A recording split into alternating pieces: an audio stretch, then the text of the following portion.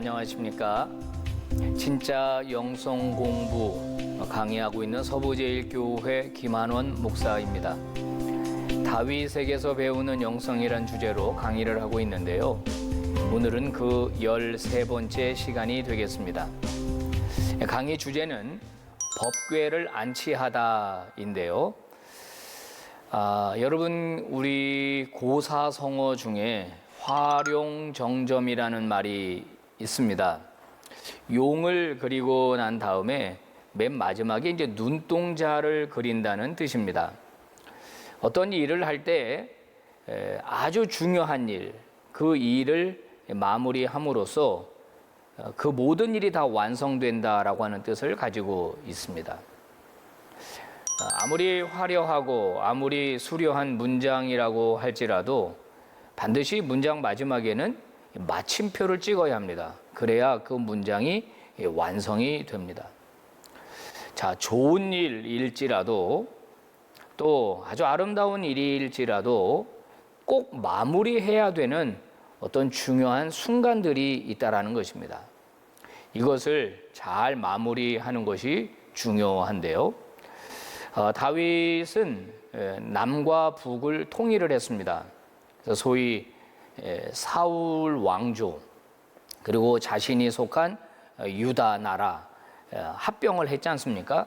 그래서 통일 왕국을 이루게 되었습니다.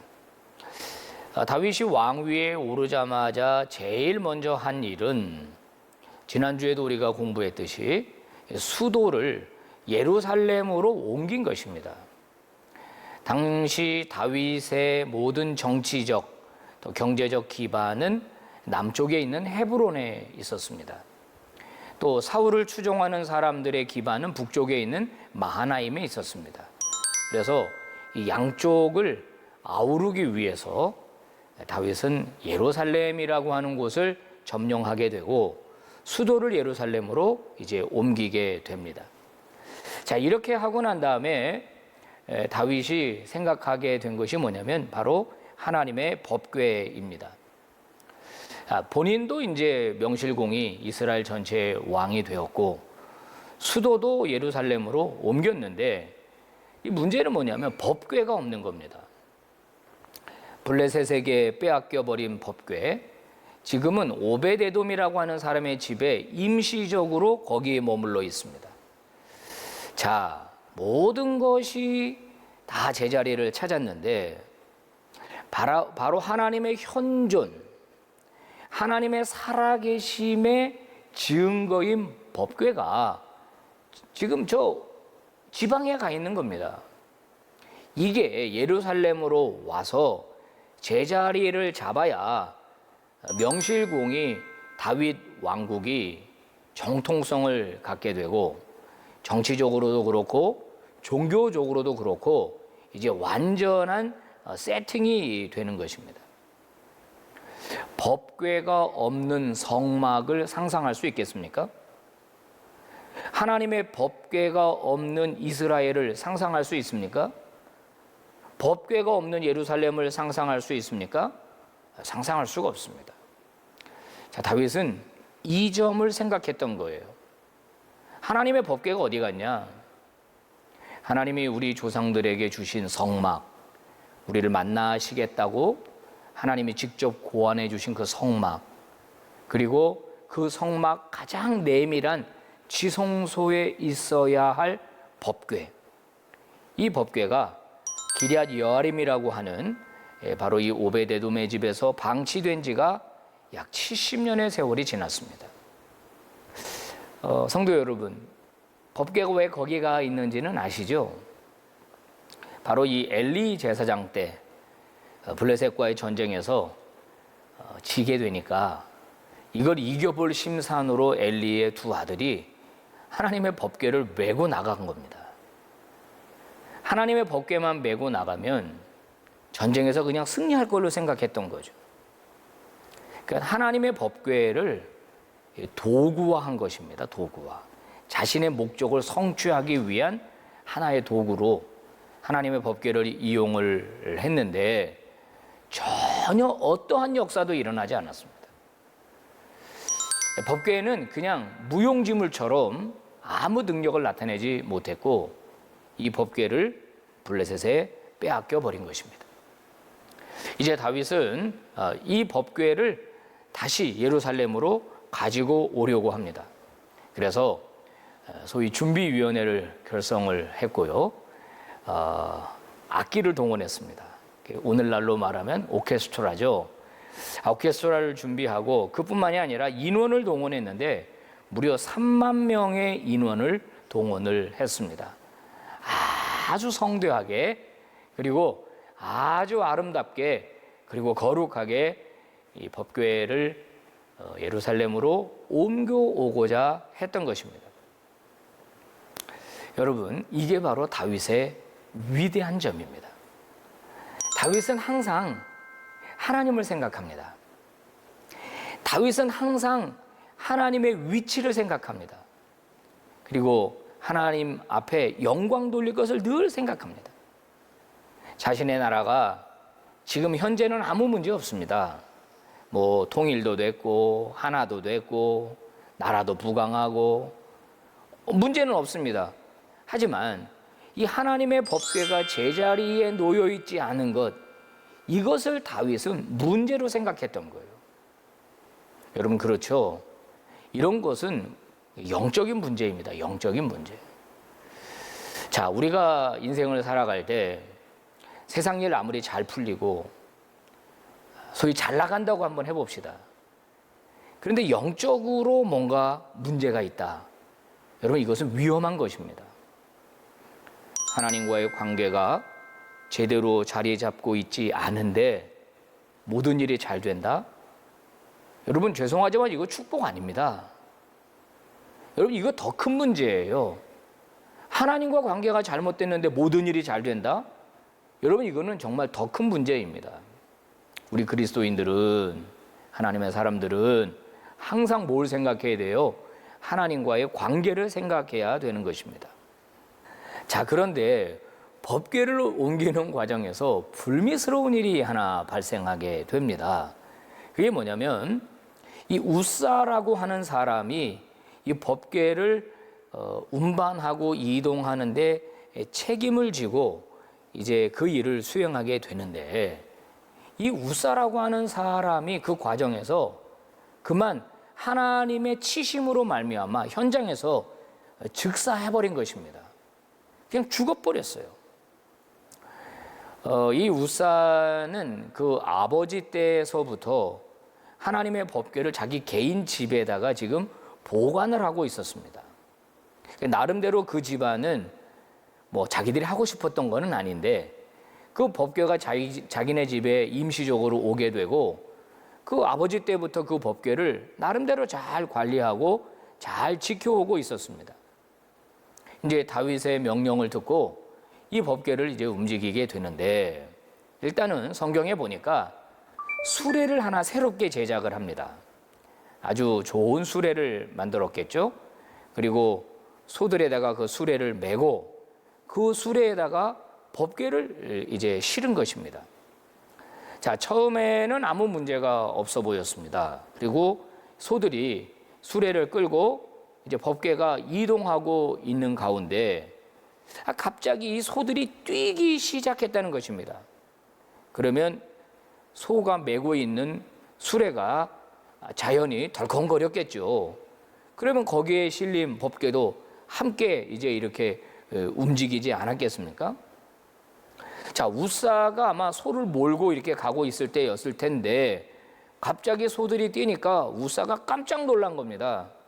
그리고 제일 먼저 하나님의 법궤가 손상되지는 않을까, 망가지지는 않을까, 땅에 떨어지지는 않을까, 이런 염려 때문에 법궤로 확 붙드는 겁니다. 보호하려고 붙든 거죠. 그런데 법궤에다가 손을 대자마자 그만 현장에서 목숨을 잃게 된 것입니다. 자, 사랑하는 성도 여러분, 우리 한번 생각해 봅시다. 우사가 뭘 잘못한 거죠? 우사가 왜 죽게 된 것이죠? 그렇게 정말로 이 우사가 죽을 만큼 심각한 범죄를 저지른 것입니까? 자, 그러면 이제 우리가 만약에 웃사 입장이라고 한번 생각해 봅시다. 자, 오늘 방송을 시청하고 있는 우리 성도 여러분이나 저나 우리가 지금 소를 끌고 하나님의 법궤로 이동하고 있는 가운데 있는데 소가 막 뛰었다. 그리고 법궤가 막 흔들렸다. 그러면 저도 마찬가지고 여러분도 마찬가지고 그거를 안전하게 보호하려고 붙들지 않겠습니까? 그럼 그렇죠. 그게 당연한 것이죠. 그런데 하나님은 현장에서 그를 쳐서 죽여버렸다라는 거예요. 여러분, 이런 성경을 읽으면 우리는 참 납득하기가 어렵습니다. 이해하기가 어려워요. 그런데 여기에는 분명한 하나님의 메시지가 있는 겁니다. 메시지. 우리 하나님께서 무슨 성격이 이상한 분이셔가지고 그때마다 우리 하나님께서 막 분노하시고 이래가지고 성질이 막 바뀌시고 이러셔가지고 그렇게 막 변덕을 부리시는 것입니까? 그렇지 않습니다. 그런 일이 일어날 때는 반드시 거기에 뭔가 문제가 있기 때문이에요. 그리고 그 일을 통해서 하나님께서는 뭔가 메시지를 주고 싶어 하시는 것입니다. 이거를 우리가 알아차려야 합니다. 자, 성경에 일어난 사건은 아주 오래전 이야기입니다. 근데 오늘 우리는 성경을 펼치면서 그걸 통해서 교훈을 얻어야 한다는 거예요. 자, 그럴 때 오늘 우리 역시 똑같은 실수를 범하지 않게 되는 것이에요. 자, 여러분, 이 일을 통해서 하나님이 주시려고 하는 교훈이 무엇일 것 같습니까? 첫 번째는 뭐냐면 우리가 주의 일을 하고자 할 때에 목적은 선하고 방법은 아무렇게나 해도 된다. 그래서는 안 된다는 것입니다. 다시 정리하면 목적과 방법이 모두 다 선해야 한다는 것입니다. 자, 법궤를 모셔다가 예루살렘으로 안치하려고 하는 목적은 매우 선한 것입니다. 여기에 어떤 이견이 없습니다. 왜 그렇게 하느냐? 그 일은 잘못된 일이다. 이렇게 말할 수가 없습니다.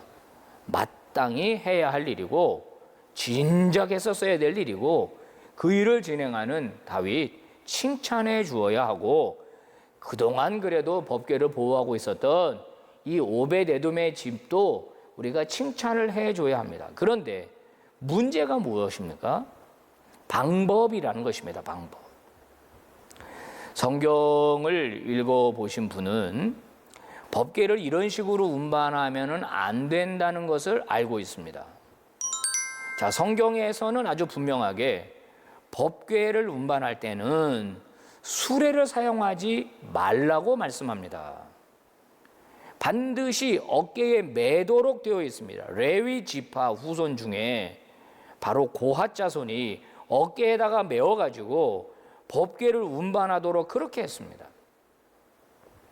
다윗이 만든 수레, 웃사가 만든 수레가 아무리 화려하고 아무리 아름답다고 할지라도 그것은 하나님의 방법이 아니었다라고 하는 겁니다.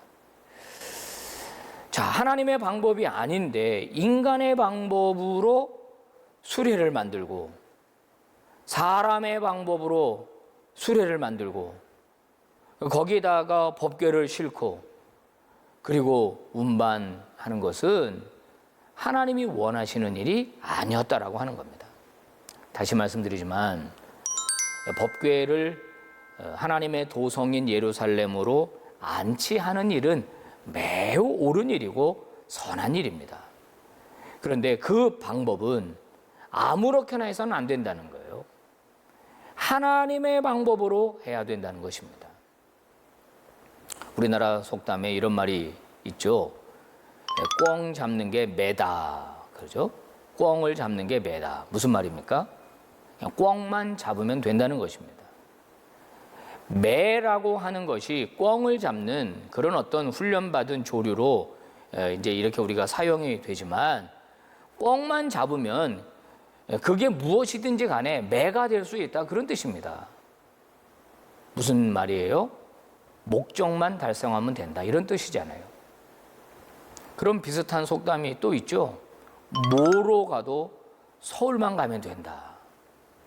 방법은 어떻게든지 상관없고 목적만 달성하면 된다 하는 그런 뜻입니다. 뭐 어떻게 가면 어떠냐, 고속도로로 가든 국도로 가든 뭐 어느 길로 가든지 결국 도착은 서울만 하면 되는 거 아니냐, 이런 이제 우리가 그런 교훈으로 목적 달성이 그만큼 중요하다, 이제 이런 뜻으로 우리가 이런 속담을 사용을 하는데요. 여러분, 이것이 신앙적으로 똑같이 적용되기는 어렵습니다. 사람들은 목적만 달성하면 된다고 합니다.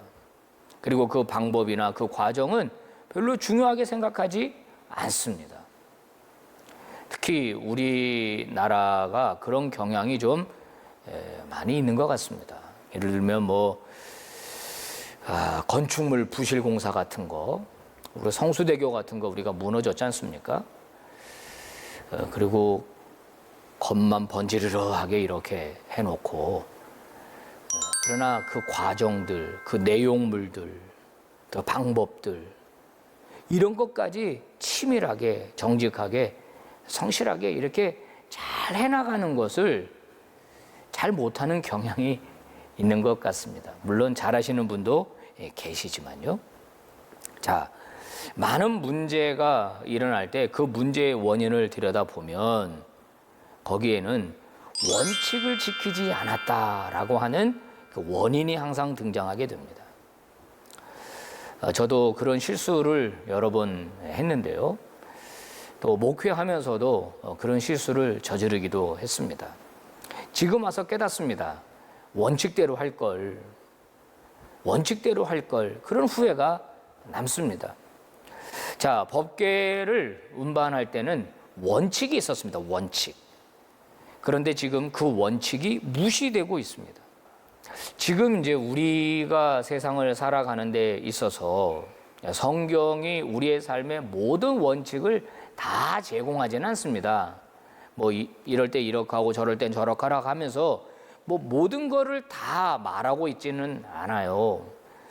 자, 여러분, 그러나 포괄적인 원칙은 분명하게 제시되고 있습니다. 그러므로 우리는 이 세상에서 주의 일을 할 때도 마찬가지고 우리가 세상 일을 할 때도 마찬가지입니다. 원칙을 잘 지키는 사람, 그런 그리스도인이 필요하다는 거예요. 고린도 전서에서 성경 우리에게 이렇게 말하고 있죠. 먹든지 마시든지 무엇을 하든지 하나님의 영광이 되게 하라. 여러분, 이것은 성경이 우리에게 제시하시는 가장 포괄적인 삶의 원칙입니다. 하나님에게 영광이 되지 않는다면 비록 그것이 가한 일이고 올바른 일이라고 할지라도 하지 말라는 거예요. 굉장히 중요한 얘기가 아닐 수가 없습니다. 여러분, 그렇습니다. 우리가 이런 결정도 하고 저런 결정도 할 수 있습니다. 또 조금 더 능률적인 방법 또는 조금 더 합리적인 방법 우리가 찾아야 합니다. 그런데 우리 그리스도인들은 꼭 하나 생각할 게 있습니다. 이게 하나님이 기뻐하시는 일인가? 하나님에게 영광이 되는 일인가? 이것이 교회의 덕을 이루는 일인가? 이것이 복음을 전하는데 정말로 유용하게 사용될 일인가? 이런 점들을 고려하시면서 일을 진행해야 할 것입니다. 자, 이 법궤를 안치하는 과정에서 우리에게 주는 또 다른 교훈 하나가 있습니다. 바로 이 세상의 방법을 따라해서는 안 된다는 것입니다. 자, 우리 교회는 세상 속에 있습니다, 지금. 그리고 저와 여러분, 우리 그리스도인들도 세상 속에서 살아가고 있습니다. 그래서 많은 경우는 세상의 방법을 따라서 살아가요. 그런데 어떤 영역은 세상의 방법을 따라해서는 안 된다라고 하는 거예요. 자, 오벳에돔의 집에 있었던 법궤를 운반할 때 수레로 운반했다고 그랬지 않습니까? 저는 의문이 하나 들었습니다. 왜 하필 수레였을까? 왜 그들은 수레를 만들어서 이동시킬 생각을 했을까 하는 그런 의문을 가졌었습니다. 물론 성경이 그거에 대해서는 침묵하고 있어요. 그런데 한 가지 제가 사무엘하 6장을 보니까 왜 그들이 그랬는지 조금 단서를 제가 잡을 수 있겠더라고요. 그게 뭐냐면, 여러분 이제 법궤가 블레셋으로 빼앗겼을 때 이 블레셋 사람들은 이스라엘의 하나님의 상징인 법궤를 자기들이 빼앗아 왔다는 것에 굉장히 흥분을 했습니다.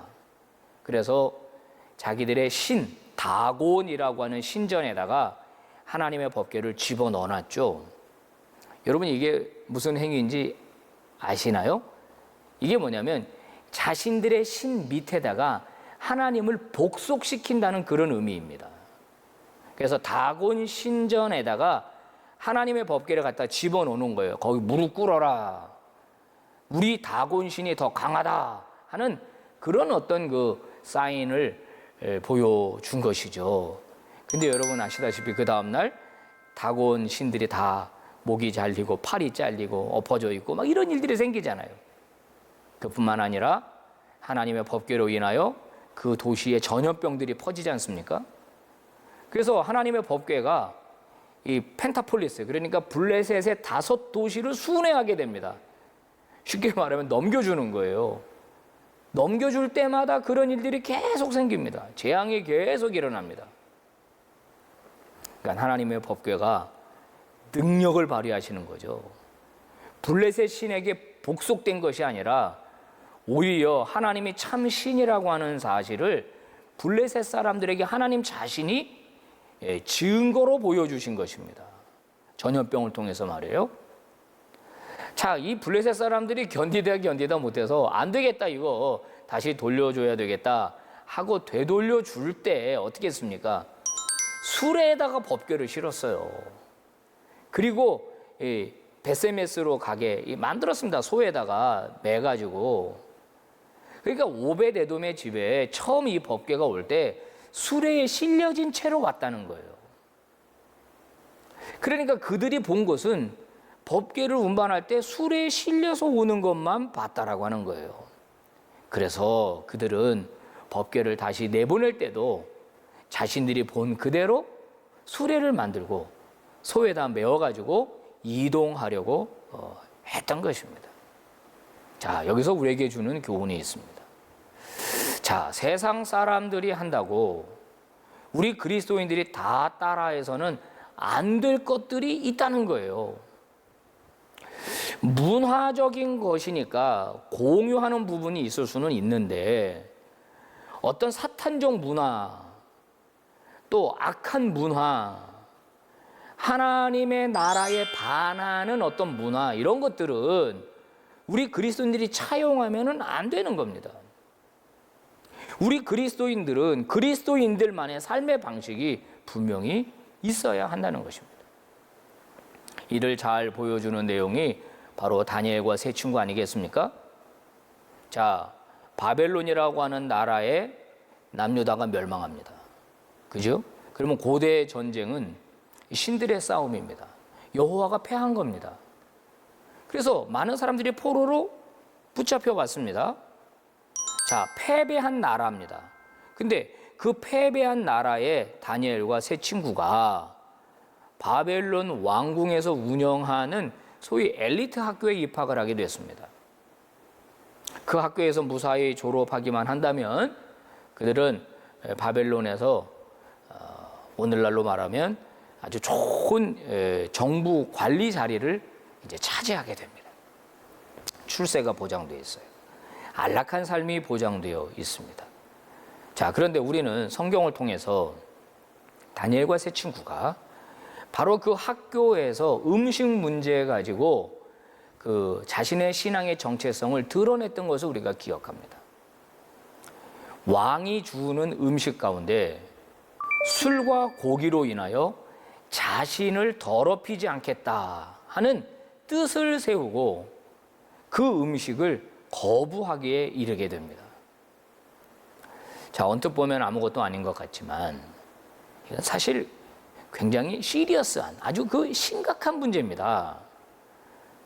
여러분, 그러면 물어볼 거 아니에요. 너 고기 왜 안 먹냐? 너 술 왜 안 먹냐? 그러면 어떻게 설명해야 돼요? 나는 하나님을 섬기는 백성이다. 이렇게 우상에게 바쳐졌던 이런 부정한 음식은 우리는 먹지 않는다. 그러면 뭐라고 얘기하겠어요? 너 지금 제정신이냐? 니네 나라는 멸망했어.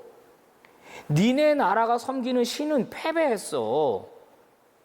너희들이 그렇게 좋아하고 따르던 성전은 완전히 무너졌어. 너 지금 무슨 소리 하는 거야? 니네 신은 이제 없어. 그런데 그런 신을 위해서 도대체 뭘 지키겠다는 거야? 무슨 신앙과 무슨 믿음을 지키겠다는 거야? 그러면 거기서 쫓겨날 수 있습니다. 퇴학당합니다.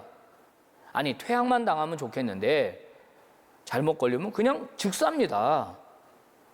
그렇게 포로로 끌려온 사람들이 자기 나라 신들을 자꾸 강조하고 뭐 신앙을 이야기하고 여호와를 이야기하는 것은 여러분 바벨론에서는 용납될 수 없는 행위예요. 자, 그런데 다니엘과 세 친구는 어떻게 했습니까? 그 사람들이 살아가는 삶의 방식을 거부했잖아요. 그건 목숨을 건 선택이고 자기 운명을 건 결정이었습니다. 자, 그러면 보통의 경우 망해야 맞습니다. 실패해야 맞습니다. 그런데 어떻게 했습니까? 하나님이 그들을 예뻐하면서 그들 가운데 역사하시더라는 거 아니에요. 그런 결정을 했던 다니엘에게 하나님이 특별한 은혜를 베풀어 주시잖아요.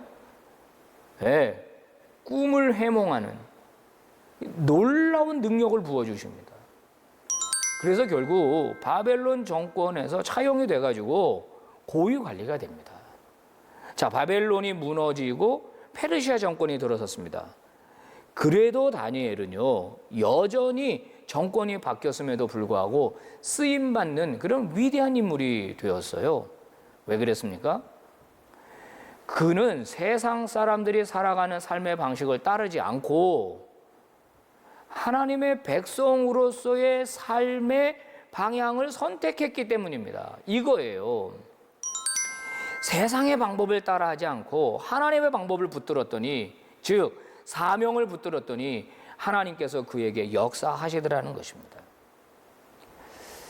제가 강의 때마다 자주 언급하는 맥스 루케이도라고 하는 미국의 복음주의 작가 있습니다. 그분의 책에 이런 재미있는 이야기가 나옵니다. 어느 집에 전기가 갑자기 나가게 되었답니다. 그래서 부인이 남편에게 여보, 창고에 가서 빨리 양초 좀 가지고 오세요.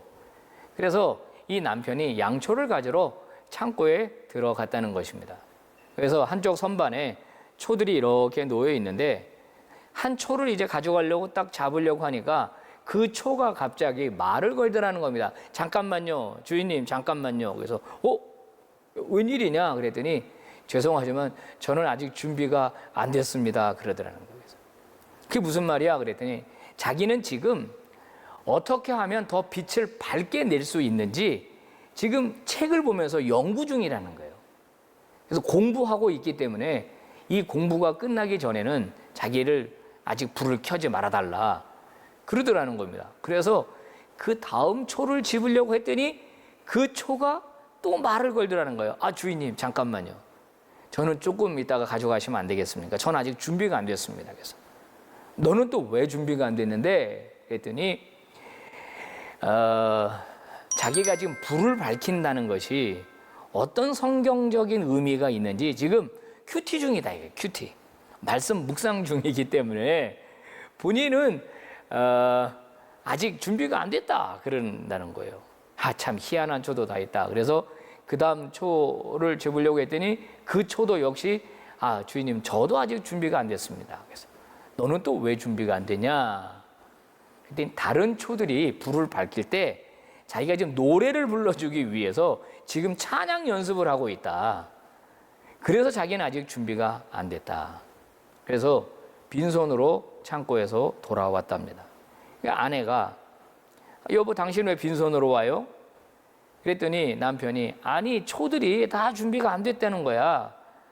그랬더니 그 부인이 아니 그런 양초들이 어디 있느냐.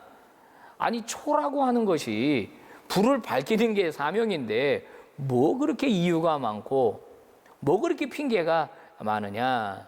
그러면서 그 초 어디서 사왔어요? 그랬더니 그 초를 건너편 마을 문 닫은 교회에서 사왔다는 거예요. 문 닫은 교회에서.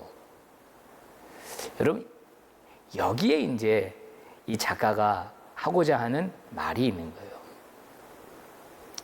사명을 따라 살기로, 즉 세상 방법을 거절하고 하나님의 방법으로 살아낸다는 것이 사명인데 그렇게 하기를 거부하는 교회는 결국 문을 닫을 수밖에 없다는 거예요. 그건 개인 인생도 마찬가지라는 거예요. 저와 여러분의 개인 인생에는 하나님이 거시는 기대가 있습니다. 그것은 우리가 세상 속에서 세상의 방법이 아니라 하나님의 방법으로 살아감으로써 우리가 이 땅에 하나님의 나라를 확장하는 것, 그것이 우리에게 기대하는 건데 만약에 우리가 그걸 포기하고 그저 세상적인 방법을 따라간다면, 그러니까 편한 것을 추구하고 부담을 싫어하고 만약에 그렇게 살아간다면 결국은 교회도 문 닫을 수밖에 없는 거고 개인의 인생도 하나님의 도우심을 기대할 수 없는 거죠. 우리가 지켜야 할 어떤 하나님의 방법이 있는데 우리가 그거를 지키지 않으니까 오히려 우리의 영향력이 감소하더라는 거예요. 사랑하는 성도 여러분, 우리는 이 법궤를 옮기는 과정에서 수레를 사용한 것이 큰 문제였다는 것을 알게 되었습니다. 사실은 당시 우사도 몰랐고 다윗도 몰랐습니다. 이 일을 진행하는 데 있어서 아마 제사장들도 관여를 했을 텐데 그 누구도 법궤를 이런 식으로 운반하면 안 된다는 것을 몰랐던 겁니다. 이게 무엇이죠? 영적인 무지라는 것입니다. 영적인 무지는 여러분 죄악을 낳게 됩니다. 우리 그리스도인들이 예수를 믿는다고 하면서 영적으로 무지하다면, 즉 영적인 지혜가, 영적인 지식이 필요한데 여기에서 우리가 무지하다면 이거는 정말 큰 오류를 범하게 되는 거예요. 생각해 보세요. 나는 생각할 때 이게 하나님의 영광이라고 생각해. 하나님에게 기쁨이 될 거라고 생각해. 그런데 실제로 그 반대라면 오늘 어떻게 될까요? 영적인 무지에서 이런 일이 생기는 거예요. 대표적인 인물이 사울 아닙니까? 예수 믿는 사람들을 박해하고 죽이는 일을 하나님이 기뻐할 거라고 생각하고 했잖아요. 영적인 무지에서 비롯된 것입니다. 하나님이 싫어하는 일을 하나님이 제일 기뻐하는 일로 하고 있었단 말이에요. 반대로 하나님이 가장 기뻐하시는 일을 하나님이 싫어하는 일로 만약에 알게 된다면 우리는 신앙생활하는 가운데서 큰 실수와 잘못을 범하게 되는 것입니다. 일이 그르치게 되자 다윗은 분이 났습니다. 성경이 그렇게 기록하고 있습니다. 화가 날 만하죠. 속상할 만하죠. 잘해보려고 한 일이고 성대하게 치러보려고 한 일인데 일이 이런 식으로 됐으니 다윗이 얼마나 속상했겠습니까? 예, 법궤가 급히 이제 오벳에돔의 집에 잠깐 보관이 됩니다.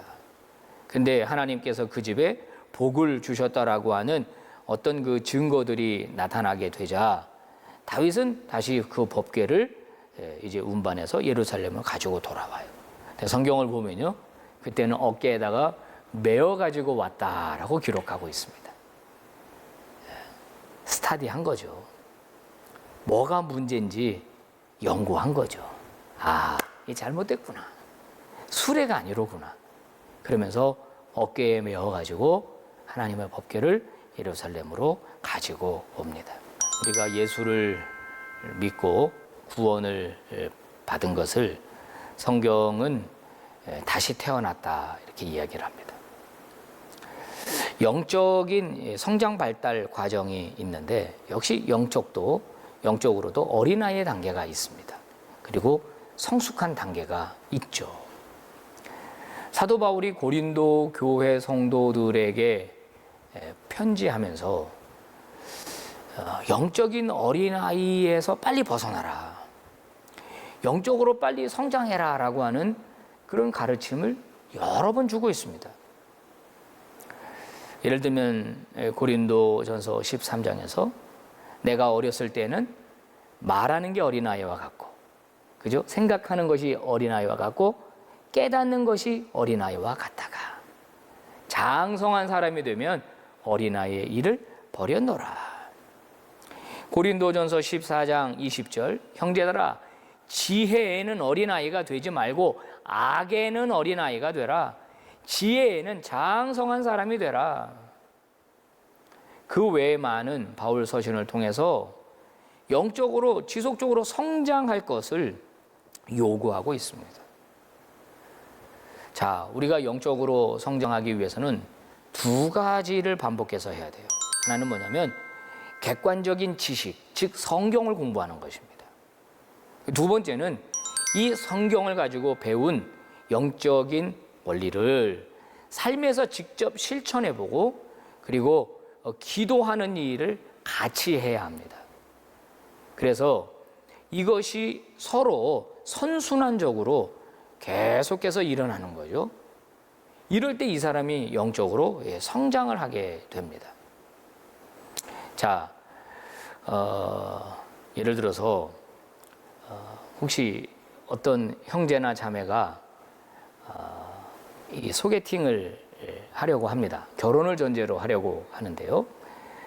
만나기 전에 먼저 상대에 대한 정보를 쭉 받습니다. 뭐 키는 얼마나 되고 얼굴은 어떻게 생겼고 직장은 어디고 공부는 어떻게 했고 취미는 뭐고 성격은 뭐고 이런 거를 쭉 소개받습니다. 자, 그러면 그것만 딱 보고서 결혼을 결심한 사람이 있습니까? 죄송하지만 정상적이라면 그럴 리가 없죠. 어떡합니까? 만나봐야 됩니다. 직접. 만나서 그 사람과 교제를 통해서 그 사람에 대해서 알아가고 그리고 오래 사귀어본 결과 이 사람은 신뢰할 만하다. 이 사람이 내 아내가 되어도 좋겠다. 내 남편이 되어도 좋겠다. 라고 하는 결심이 설 때 우리는 결혼을 결정하게 됩니다. 자, 우리가 성경을 공부하는 것은 객관적으로 하나님에 대한 지식을 아는 것입니다. 그러나 그것이 아직 완전히 다 내 것이 되지 못했습니다. 왜요? 내가 경험해 보지 못했기 때문입니다. 그래서 진정한 신앙은 하나님을 객관적으로 알고 주관적으로 경험하는 일, 이 일이 우리에게서 계속 일어나야 합니다. 하나님을 더 많이 알아가시고 영적인 지식이 더 많이 깊어지시기를 주의 이름으로 축복합니다. 다윗이 법궤를 옮기려고 했던 그 시대는 하나님을 향한 거룩이 상실된 시대였습니다. 우사는 법궤가 떨어지려고 하니까 자연스럽게 법궤를 붙들 수밖에 없었습니다. 하지만 법궤는 그 어떠한 경우에도 손으로 만지면 안 됩니다. 법궤가 덜컹거렸지 떨어진 건 아닌 것 같아요. 아무리 떨어지려고 해도 우사는 그 법궤를 만지면 안 됩니다. 법궤는 하나님이 살아계신 현존이기 때문에 인간이 함부로 터치할 수 있는 그런 물건이 아니에요. 그만큼 다윗은 하나님을 두려워하는 마음으로 경외하는 마음으로 법궤를 대했어야만 하는 것입니다. 우사는 안타깝게도 현장에서 죽었습니다마는 그의 죽음으로 말미암아 하나님의 거룩은 다시 회복되었습니다. 하나님을 향한 경외의 마음은 다시 회복되었습니다. 그 법궤를 메어가지고 다윗성으로 돌아올 때에 다윗의 태도는 어떠했을 것이며 또 그것을 진행하는 사람들의 마음은 어떠했겠습니까?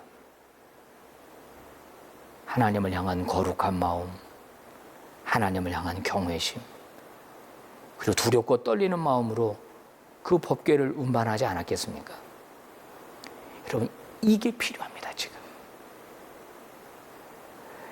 오늘 이 시대에 하나님을 향한 거룩이, 하나님을 향한 경외감이 그리스도인들 가운데 살아있다고 생각하십니까? 다른 사람 그만두고 저와 여러분은 어떻습니까? 한번 제가 여러분에게 여쭤보겠습니다. 여러분 주일에 교회 가시죠? 성전문을 열고 교회 안에 들어갈 때 어떤 마음으로 들어가십니까? 하나님을 향한, 예수 그리스도를 향한 경외심이 우리에게 있습니까? 그분을 예배할 때 내 자신을 최대한 낮추고 그분을 높이는 그런 거룩의 마음이 저와 여러분에게 있습니까? 이스라엘은 하나님의 나라임에도 불구하고 하나님을 향한 거룩을 상실했습니다. 하나님을 향한 경외심을 상실했습니다. 두렵고 떨리는 마음으로 하나님 앞에 나아가는 그 자세를 잊어버린 것이에요. 여러분, 이것이 가장 큰 상실입니다. 가장 근본적인 문제라는 거예요. 신앙은 어디서부터 시작합니까? 진정한 신앙은 하나님을 경외하는 데서부터 시작합니다. 우리가 하나님을 경외하면은요, 우리가 삶의 판단을 바르게 할 수 있습니다. 우리 인생의 중심을 바로 잡을 수가 있습니다. 하나님을 경외하면 내가 해야 할 일과 하지 말아야 할 일을 구분할 수 있게 됩니다. 그것이 오늘 우리에게 요구된다는 말이에요. 우리에게서 하나님을 향한 경외심과 거룩이 사라지면 어떤 일이 벌어지는지 아십니까? 인간은 자신을 높이게 됩니다. 자신의 영광을 추구하게 됩니다. 하나님을 향한 경외를 잃어버리면 인간은 자기를 높이고 자기의 영광을 추구하는 존재로 변질이 되어버리는 거예요. 여러분, 이것이 큰 문제인 것입니다. 오늘 다윗은 법궤를 예루살렘으로 옮기고자 했습니다. 그 일은 거룩한 일이었습니다. 그 일은 분명히 옳은 일이었습니다. 다윗은 늘 하나님을 경외하고 하나님을 생각했기 때문에 바로 이와 같은 프로젝트를 실행한 것입니다. 그런데 그 과정에서 실수가 있었습니다. 잘못된 부분이 있었습니다. 그래서 대가를 치렀습니다. 그러나 이 대가를 통해서 결국 하나님이 하나님 되셨습니다. 드디어 하나님이 하나님 되신 것입니다. 오늘날 이것이 우리에게 필요하지 않습니까? 어떤 신학자가 이렇게 외쳤습니다. Let God be God.